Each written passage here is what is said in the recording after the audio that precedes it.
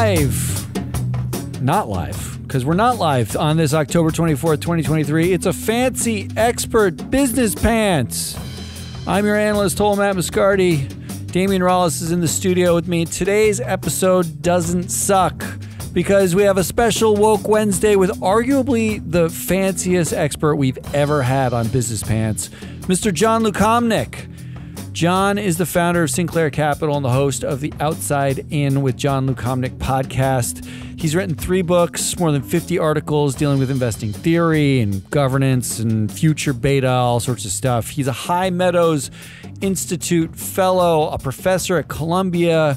He was an executive director at IRRC for almost a decade, and he started his career in the comptroller's office of New York City in the 90s, which means if it's been done, Jon's seen it.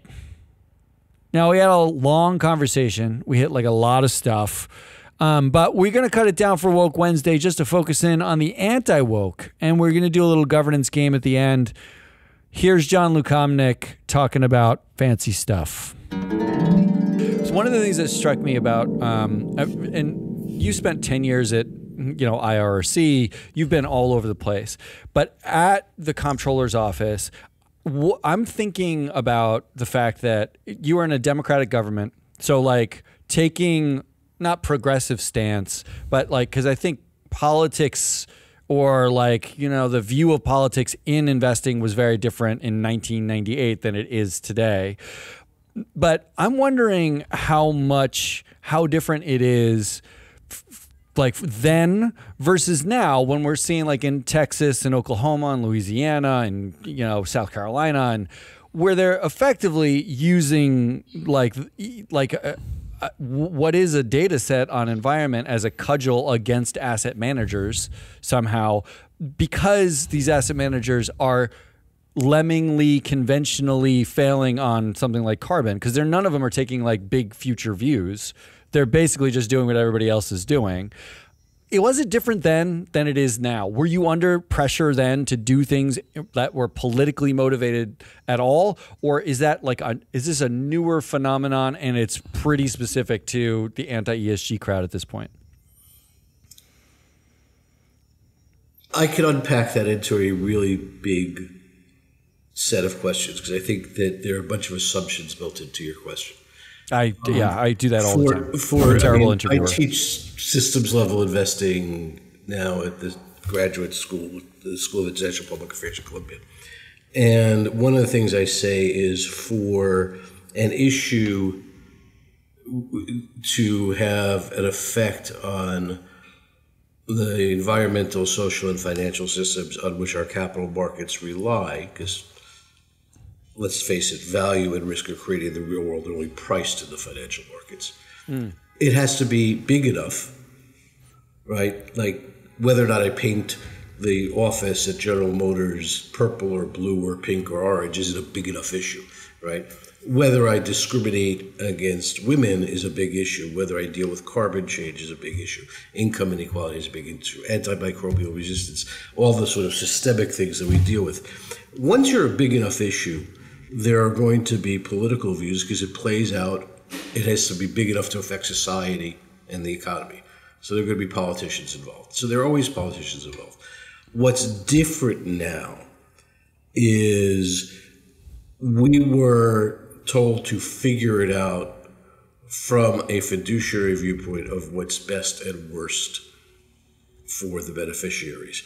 And we were allowed to go where we want. It's a little bit like how for years Republicans have said you're not allowed to compile statistics, the federal government isn't allowed to compile statistics on gun violence because they had a political view, and so they didn't allow it. So for instance, you mentioned Texas, or as I call it, the United Soviet Socialist Republic of Texas. I find it fascinating. I'll give you a little story.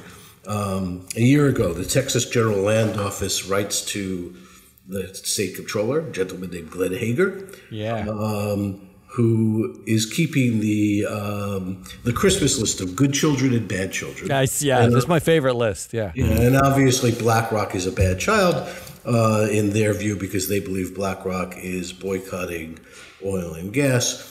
And the Texas General Land Office says, we have these private equity funds from BlackRock.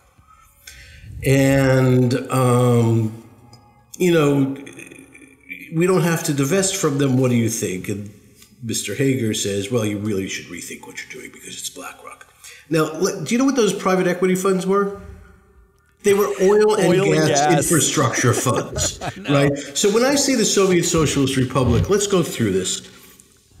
What the Soviet Union did was say, here are going to be our favored and disfavored sectors of the economy. Okay, Texas does that. They say we want to favor oil and gas.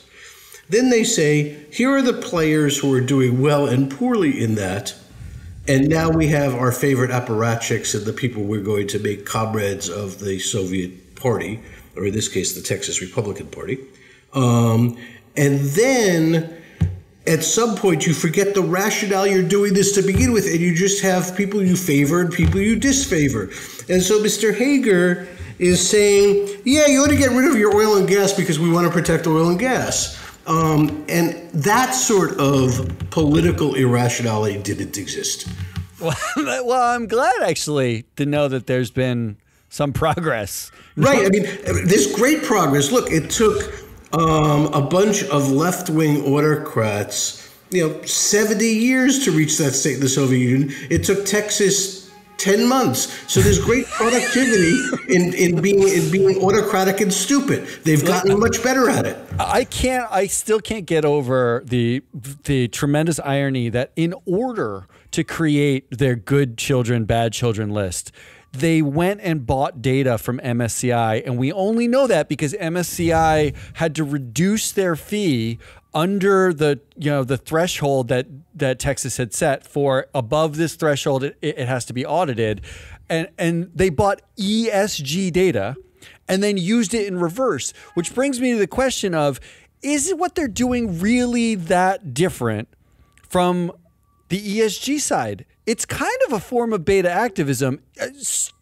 albeit it's stupider, but they're using a data set to make a decision about a portfolio decision. No, I'm going to reject that, Matt, because the reality is they may be using that methodology, but they have decided ex ante what the answer is. And they're working backwards. They're saying, we know that you should be doing oil and gas. We know you should.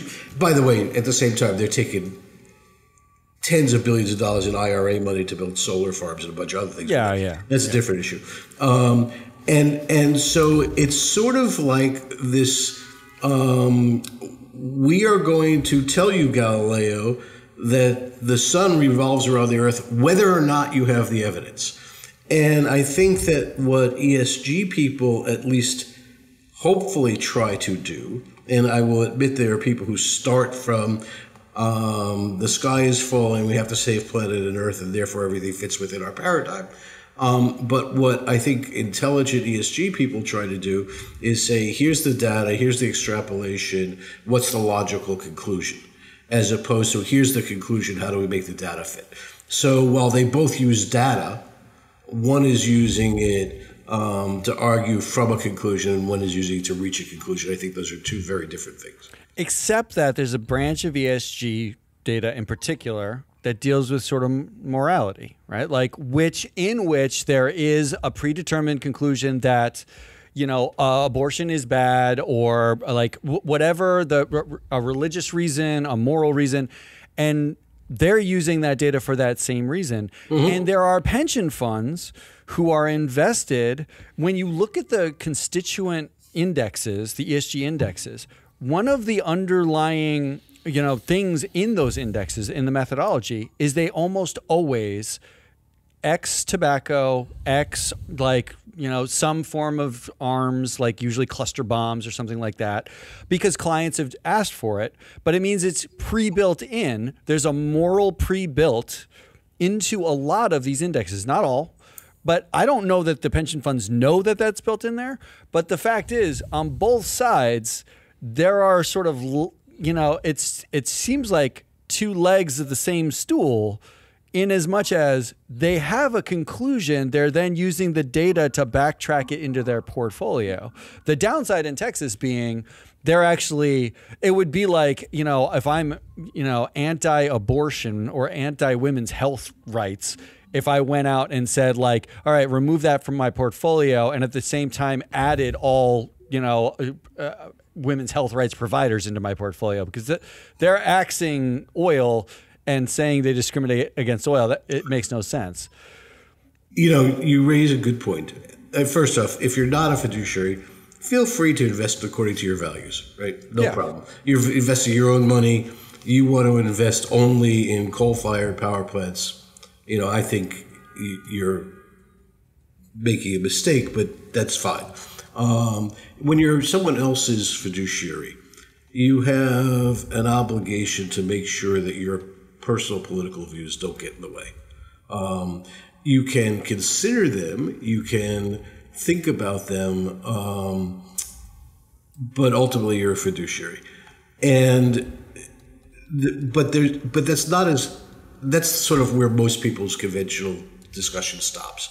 I'm going to go a step further. How does something become material, right? Ooh. And there are values and morals built into that discussion, because the two ways things become material that weren't previously, and I'll give you a great example in a second, is either scientific knowledge evolves. The reason that climate change wasn't an issue in the 1970s was we didn't know it was an issue, or morals evolve. So let me ask you, what was the single largest source of collateral for the London bank loan market in the early 19th century?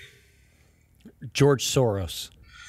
He wasn't alive, and thank you for the remark. It's fine. Thanks for injecting that. But it was the lives of black Southern slaves, right? In the London bank loan market in the early 19th century was the lives of Southern slaves. They were viewed as collateral. They were property. They were, right?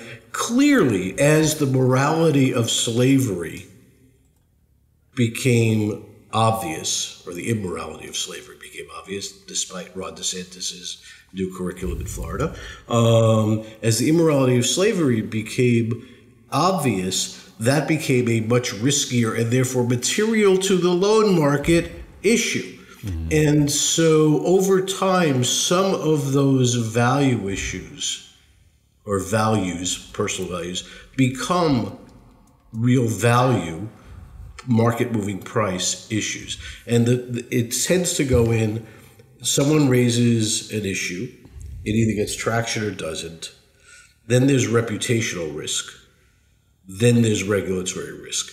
And so it's not as simple as saying statically at this moment, we were talking about future beta and future things, statically at this moment, this isn't a material risk. You may be right, but I think you have an obligation, depending on your time frame, to say, could it become, if so, when, how do I deal with it? Well, the SEC would not agree with your definition of materiality, because they basically say any piece of information, or SEC, the Supreme Court. They would, well, there's an interesting tension there too. So the Supreme Court definition of materiality is a piece of information which in the totality would cause a reasonable investor to think differently. But what's interesting there, if you think about it, is the determinant of what's material is the reasonable investor. Yeah. Mm-hmm. But the determinant of the disclosure of what they think is material is a company. And so you have this tension, and I think it's now being played out. Shareholder Commons, which disclosure I'm on the board of, raises this all the time, that if I'm a portfolio investor, what your company does to the environmental system matters, but it may not matter for your company in terms of maximizing enterprise value. So there's this tension, and I think we're right at this phase where that's going to be worked out over the next 15, 20 years. What's material in terms of affecting the systems on which the health of the capital markets rely, as opposed to the enterprise value of the individual company that's making the determination of what to disclose? So there's a weird thing. So I'm not sure that the Supreme Court would disagree with them saying. They would say if you're a reasonable investor And that's why I said the process of going through it and documenting it and bringing people along, they will give deference to a reasonable investor's decision, not a company's decision. I don't know if Brett Kavanaugh would. I mean, I'm not. I don't know Brett him Kavanaugh personally. was the lawyer for the Council of Institutional Investors at one point? Was he really? Is that right? Sarah hired who was the first executive director, hired him at one point, and when he was under attack, wrote a defense of him, which I thought was misguided, but Yeah. there it is. He doesn't The seem world like is a a strange defendable. place. What can I tell you guys? Hey, a job's a job. Yeah, it was a gig. I have a side question here, because it does seem like, and when we're talking about, the rational investor, it's the prudent man theory, right? Like, and it's the man part that I'm interested in, because the anti-ESG crowd, the anti-woke crowd, this is called a awkward segue. But I want to get into the question of whether or not, like, it seems like there's two factors playing out with all of like Vivek Ramaswamy and Strive Asset Management on one hand, which is like quietly anti-women and people of color. Like that just seems, when you look at like the voting record of Strive, for instance, they are voting overwhelmingly, almost at a 2-to-1 ratio, voting women out, even though like all the directors still stay in because they don't have any sway, but they're voting against female directors at a 2-to-1 ratio. And then there's the oil and gas / like the, as you call it, like the communist sort of approach. I don't know how to gel those things, except that it's just all political opportunism. But why? I can't make sense of this, because it does seem like now, and we did a segment on the show yesterday, I'm defending all the companies that I hate. Right? Like, I am out there saying like BlackRock isn't the enemy here. Like, I don't understand.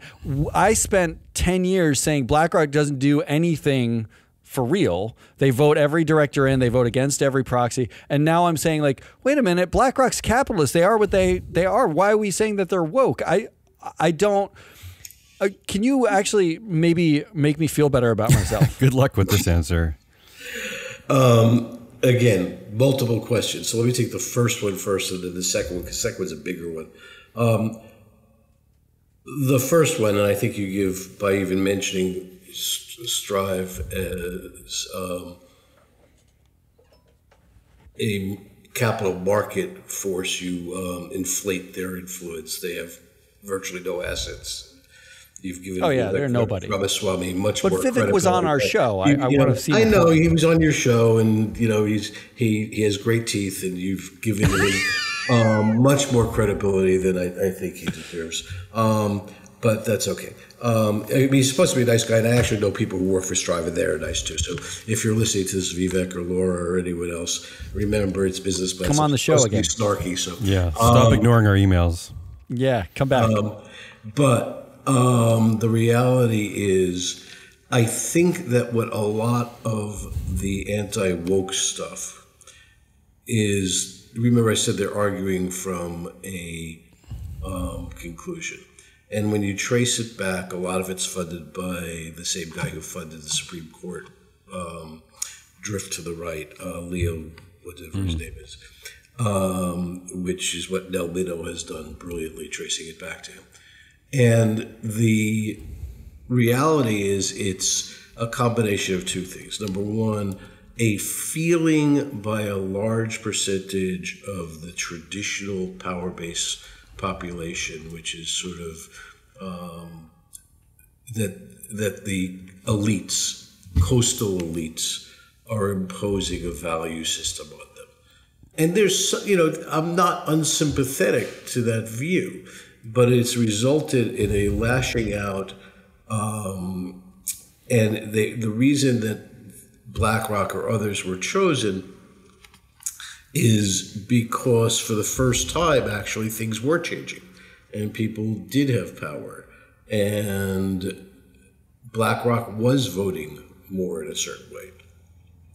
And so it was a new front to open in a war of, quote, traditional values, end quote, versus coastal elites. And that's why, the anti-DEI, the anti-gender diversity plays into that, because when you think of it as an anti-elite battle, and by the way, what's more elite than having a lot of money? So that fits really well. Led by two Harvard grads and Yale, and Trump, who is not as rich as he thinks he is, but certainly wealthy, and yes, we could go on, and Ron DeSantis went to Yale, and so you're not asking.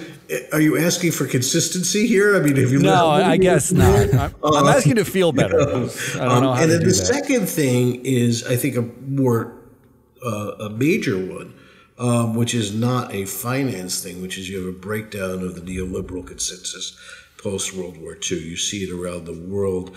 The percentage of there's a group that rates whether you live in an autocracy, a terrorist state, illiberal democracy, or a liberal democracy, and the percentage of the world that lives in a liberal democracy has decreased under 30%. Right? Okay. From what? What was from what number? It was in the 60s. Oh, wow. It was in the 40s, but it's only in like a year. Not making me feel better, right? And then you have it's not his job. Pardon me? Yeah, we're just saying this is not making me feel better, and Damien said it's not why your job. John's here. Well, you asked me to explain it. I mean, you need to ask me to be a therapist. You asked me to explain it. So I can explain. I believe in, as much as I can do it, fact-based analysis. And this is the difference when you get back to your art the anti-ESG people. No, I'm not arguing from a conclusion. I'm arguing from this is what's going on in the world. You guys stink at making me feel better. I'm not going to answer any more of these questions. I came on to be snarky and have fun, not to have a serious discussion about the end of. Well, let's have fun. No, my game is not fun. My game is not fun. Damien, do you have a 5-minute game we can play to wrap out this segment? My quick and dirty, nerdy, agree or disagree corporate governance game. How about that? Yeah, well, we can make that fun by being nerdy. Fun. And nerdy. Okay, good. Well, you're supposed to play it up, not play it down. Sure. You don't, but you thoroughly depressed me today. Oh, look, I don't know what to tell you. I didn't have enough coffee. I don't know what's going on. John, when I come on your pod, I'll be more fun. I'll be ridiculous. But my Damien, pod is a serious, must listen to, interesting people pod.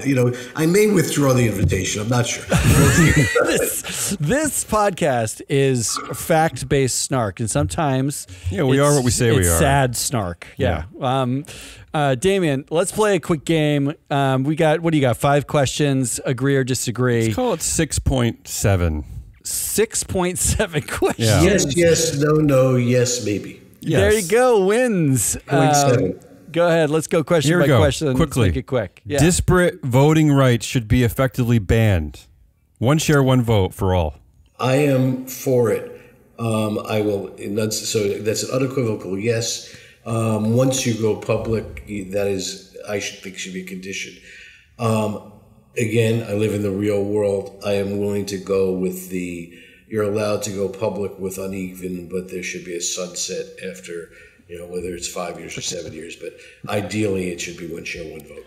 Matt, nuance. There's no nuance here. I was thinking about you talking about the rise of autocratic nations. Does it parallel the rise of autocratic CEOs here in the United States? Yeah. Absolutely, because the reality is the argument for unequal voting rights is that Mr., and I will yield to Matt here, it's usually Mr. Founder, is so unique and so wonderful that no one can replace the wisdom and the flexibility of insulating Mr. Wonderful from the marketplace. And the problem, of course, is you're not always wonderful. You reach a stage that founders should give up. And if you don't, you reach the height. Who is the guy? Cable television. I can see him in my mind. And when he was asked, George Soros. No, you really fixated on that. They blame him for everything. I don't know. Right. No. When asked about succession planning, his answer was, "I don't plan to die." Yeah. I'm sorry, it doesn't work. It sounds Ted Turner-ish. Not Ted. Talk about Rupert Murdoch. No, he's dead. Okay, now. he's dead now. All right. Oh, but he didn't died, plan yeah. it. He didn't plan it. That's what he said. Yeah. Damien, next question. Controlled companies are not public companies and should be considered private, like X, for instance, your beloved Elon.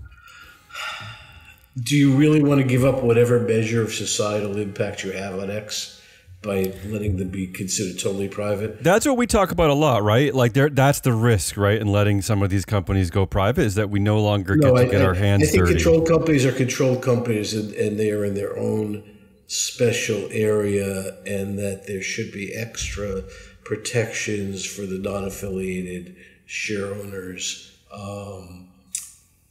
And they are a difficult breed.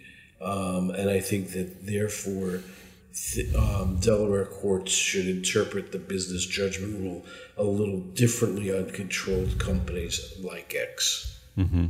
Okay. Matt, you have a disgruntled sigh there? No, I just don't. I keep thinking about why X isn't on an index anymore, but like dual class controlled companies are on indexes, and it's like, what's the fucking point? The point is those indexes want those companies on their index. That's the point. You're also looking at what's the purpose of an index, and that's a whole other podcast you could do. Well, that one would we be do a lot of much podcasts, snarkier. so we'll cover that. Yeah, that's the snarky fun one. Yeah, the one about index construction. Next question is multi-layered. It'll keep going depending on how you answer. We'll start with the overall question. What way do I stop it? Is there like a Management should be excluded from boards of directors. No management on boards. No insiders. Interesting question. I am pausing because obviously the U.S. standard is sort of you have one, maybe two insiders on the board. That is not the standard around the rest of the world.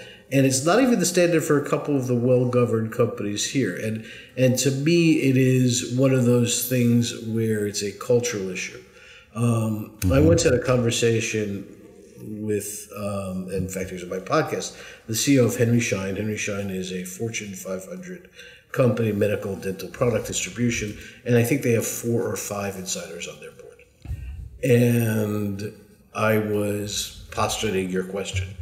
And his answer to me was, you have to understand the culture of the board. By having those people, there are people who know every bit as much as I do about what's going on, and they can inform the other board members. And the other board members the independent board members have an open door policy to any of those people. They don't have to let me know they're in the building. They can call them, they can check me out. And so in his case, he was looking at it as a check and balance on the CEO. I think that only works with a very particular type of culture. So I generally prefer fewer executives. To me, it doesn't matter if the CEO is on the board or not. The CEO is going to be present and presenting. I'm on the board of a mutual fund. We actually didn't have any management representatives. We were totally independent, and we changed it and put the CEO of the company on the board because we wanted his ass to have the same legal threat as being a fiduciary board as the rest of us, and the same responsibility as a board member, which is different than just being a CEO. So I'm comfortable with the It's US a perspective rule. I haven't heard before. I like that answer, yeah. I'm comfortable with the U.S. rule that says one, or it doesn't say. No, it doesn't. When I say rule, it's not a regulation. It's right. a common state of one or at most two. All right, then let me jump to the end on this one then, by your answer. Should CEOs be disqualified to be board chairs then? Should they absolutely not be board chairs? There should be and in fact, we have that on this mutual fund board. The CEO is not the board chair. That is a different role. I much prefer having a separate chair, independent chair, and CEO. It's something we talked about on our show yesterday. Directors should not be appointed to boards directly without an initial shareholder vote. So we have this, the way the mechanism seems to work at American companies is that the board is allowed to appoint a director, right, directly to the board, who then waits for the next annual meeting to get approval from the shareholders. But we're making the case that, why is this allowed to happen? Why aren't they facing an initial vote? I want them up on stage having debates like presidential candidates at AGMs. Like, well, no, that candidate said they'll do this, but I promised to do that. I want, like, if it's democratic, make it democratic. If it's an appointed position, make it an appointed position. Why are we having like this middle ground, this weird middle ground? It is confusing. Stephen Davis, who really is one of the great thinkers in this area. I've written 2 books with Stephen. Initially wanted to have an hour-long call for every board nominee. Ooh. And I pointed out if you own a portfolio of, a couple of hundred or a couple of thousand stocks, and there's an average of 9 trustees, you've used your entire year just to listen to board calls. And I said, well, so, ISS or Glass Lewis or some intermediary will have to summarize. I said, great, now we're giving these people more power, right? And so I don't have a good answer for you. On your question, I think there are still things where a lot of companies where directors don't get the interim appointment do come on with the annual vote. Yeah, it does happen. Mm-hmm. That does happen, and it also happens the way you described it. I think the question is why, right? If someone's retiring or resigning or is incapacitated and you're replacing someone, it's one thing. The problem is more deep than that, and there's this great company, Free Float, that has all this information about directors. I like the segue. It's true. All this information. I heard of them. Yeah, you have. All this information about directors, and it's really hard for anyone who's not in the boardroom to understand who's a good director and who's not, or even to know who the directors are. I mean, you guys are in the business. Can you tell me every director of the largest company in the world, Microsoft? Like, can you tell me every? No, I couldn't tell you every director of Microsoft. But it's human nature to want to know and to want to evaluate, right? And to want to create these assessments, right? I mean, this is not human nature. Absolutely. I'm just saying that again, reality based. If you've got an average of 9 directors, and even if you have 100 stock portfolio, that's 900 directors, and it's really hard to understand them. And so we do rely on intermediaries and data providers like Free Float or ISS or whoever to get it done. So I'm not sure that the question you ask, I can give you an ideological judgment, which is, yes, of course, they should have to stand for election. Sure. But in reality, do I think it makes that much of a difference? No. It doesn't.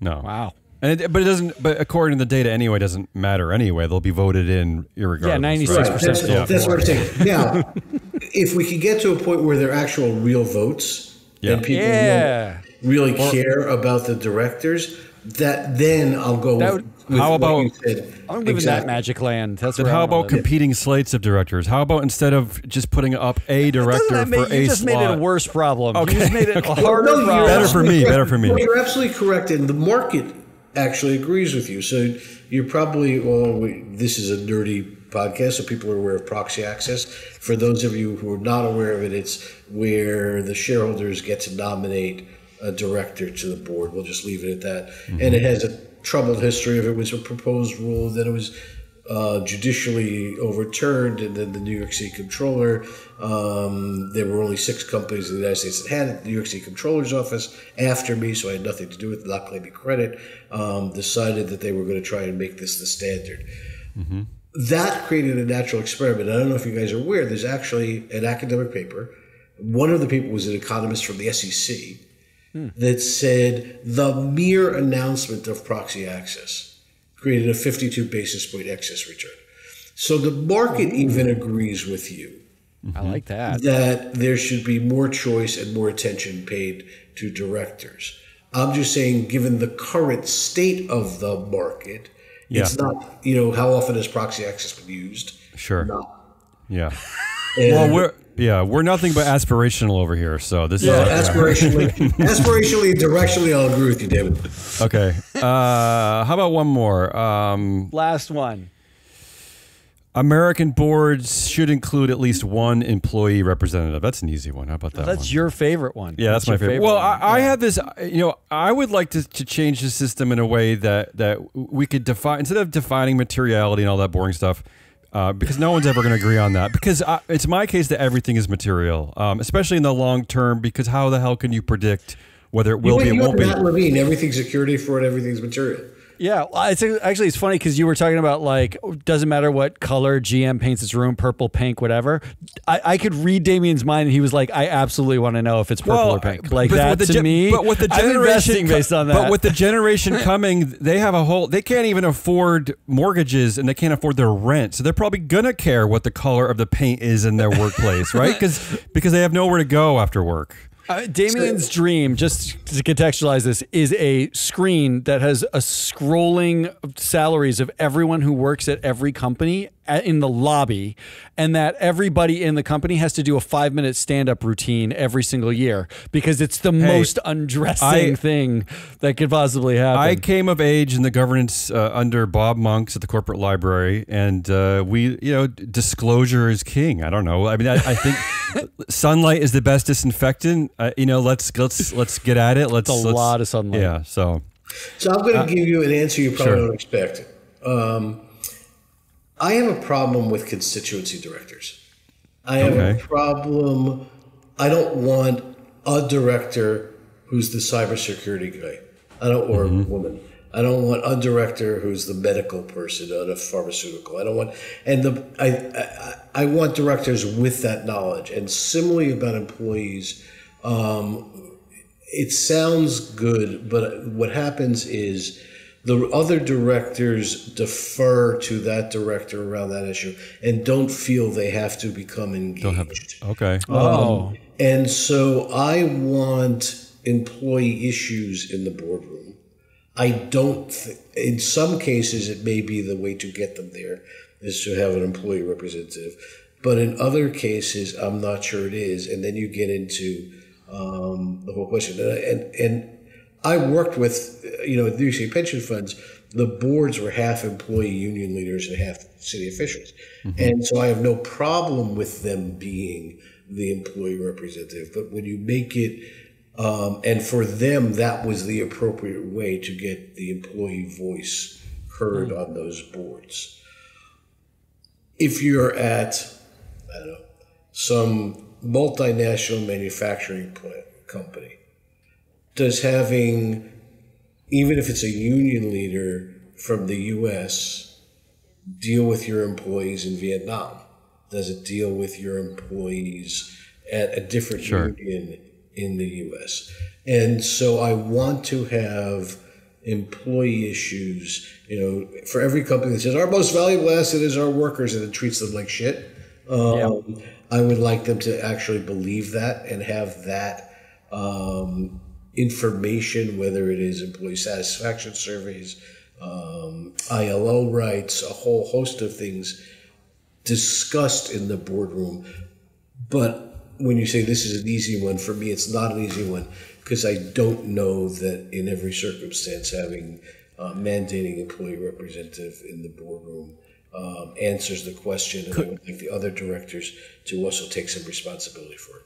Could it have like the inverse effect of the presence of management on the board, in the sense that the presence of insiders on the board must have a kind of overwhelming effect on the outsiders, right? I mean, there must be a pressure could there be a pressure exerted the other way to have an employee representative in the room to hear these discussions, to be on the inside? Yes, could that, right? Absolutely. And I think getting the viewpoint of employees, and again, I don't want to create artificial barriers with ARDA, getting the viewpoint of employees into the board of directors is critical. The only question we're discussing is what is the mechanism for doing that? Right, okay. So I can see if I am on the board of a car company, I want to talk to Sean Fannin. I want to hear what he's saying in the room. I don't know that I need my UAW rep in the room at every board meeting, but I want to at least, periodically, once a year, semi-annually, have some sort of systematic way of gathering what are the issues that the employees are feeling, how are we doing competitively with employees, a whole host of things. And by the way, that's why I think it's important for whenever I've been on a board of directors, I always want to have employee dinners and go at least 2 levels down from the CEO and know who's around. Part of it's succession planning, but part of it's also just you start getting a feel of what's right and what's wrong and what's going on, right? Mm-hmm. So we're going to wrap up the pod here. I have to apologize because you're far too interesting for me to have allowed you to be more snarky. So we're going to have to do a follow-up. I started off snarky. I mean, come on. In which there's no requirement. We because we can have you on to a live show where we play the good game and then it's all like ridiculous silliness, but I had far too many questions. Like I told you before we hit record that I remember from like 15 years ago sitting in a meeting with you and you said one thing that stuck with me for the last 15 years. I've been thinking about future beta and that concept. So I've had like 15 years of built up questions and I didn't get a chance to ask you about like, what Ron DeSantis' favorite color should be and fun things like that.